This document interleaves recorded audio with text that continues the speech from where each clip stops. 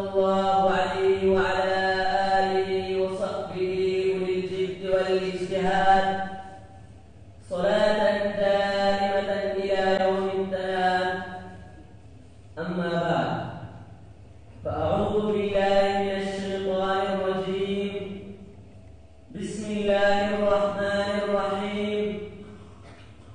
إن الله اشترى من المؤمنين أنفسهم وأموالهم بأن لهم الجنة يقاتلون في سبيل الله فيقتلون ويقتلون. ويقول النبي صلى الله عليه وسلم: جاهدوا المشركين بأموالكم وأنفسكم وألسنتكم. صدق الله العظيم وصدق رسوله النبي الكريم. رئيس الحفل المبجل وزملائي الأعزة، أريد أن ألقي أمامكم اليوم خطبة وجيزة حول الجهاد في سبيل الله. وقبل هذا أقول لكم السلام عليكم ورحمة الله وبركاته.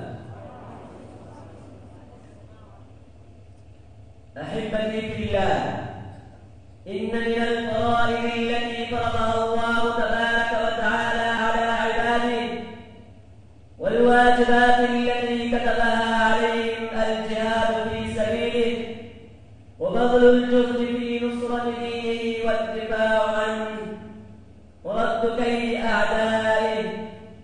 والجهاد هو بذل الجهد من المسلمين في قتال الكفار المعاندين والمحاربين والمرتدين والبغاة ونحبهم لإعلاء كلمة الله تعالى. ويقول النبي صلى الله عليه وسلم: جاهدوا المشركين بأموالكم وأنفسكم وألسنتكم. أيها الإخوة، ولما فرض علينا هذه الفريضة بين لنا كيف نأتيها، ولم يتركنا هذه الفريضة بلا كيف، بل أوضح لنا سبيلها في كتابه وعلى لسان رسوله صلى الله عليه وسلم.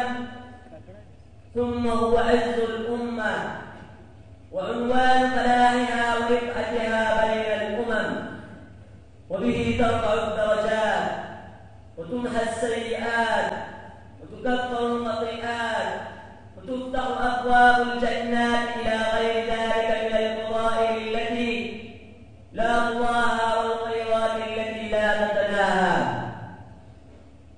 أيها المستمعون الكرام، إن الجهاد شرع لحماية دين الله تعالى والدعوة إليه ولرد الظلم عن المظلومين ورد الطغاة عن غيرهم، كما أنه شرع لتأمين الطريق وتمهيده لمن يرغبون الدخول في دين الله، كما أن الجهاد شرع لنشر الإسلام في الأرض وتأمين كل ذي دين على دينه واحترام المقدسات.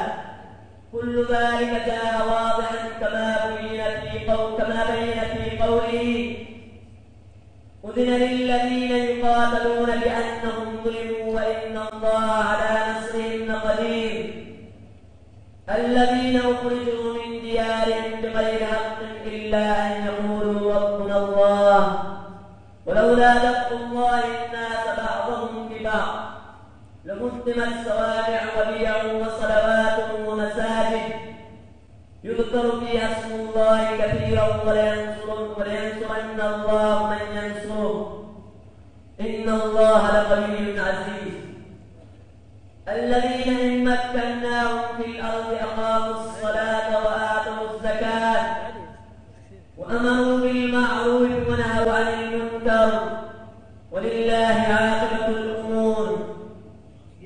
عباد الله، إن للجهاد في سبيل الله منزلة عظيمة، وقد عد بعض العلماء من أركان الإسلام الذي لا استقامة ولا قوامة لشرائعه إلا به. وقد فضل الله المجاهدين والشهداء في سبيله فضلا عظيما، وقال تعالى: إن الله اشترى من المؤمنين أنفسهم وأموالهم بأن لهم الجنة يقاتلون في سبيل الله فيقتلون ويقتلون. وقال تعالى: فليقاتل في سبيل الله الذين يشترون الحياة الدنيا بالآخرة ومن يقاتل في سبيل الله ويقتل أو يغلب فسوف نؤتيه أجرا عظيما. وقال تعالى: لا يستوي القاعدون من المؤمنين غير أولي الضرر والمجاهدون في سبيل الله بأموالهم وأنفسهم فضل الله المجاهدين بأموالهم وأنفسهم على القاعدين درجة. ثم قال أيضا: لا تحسبن الذين قتلوا في سبيل الله أمواتا بل أحياء عند ربهم يرزقون. أقول قولي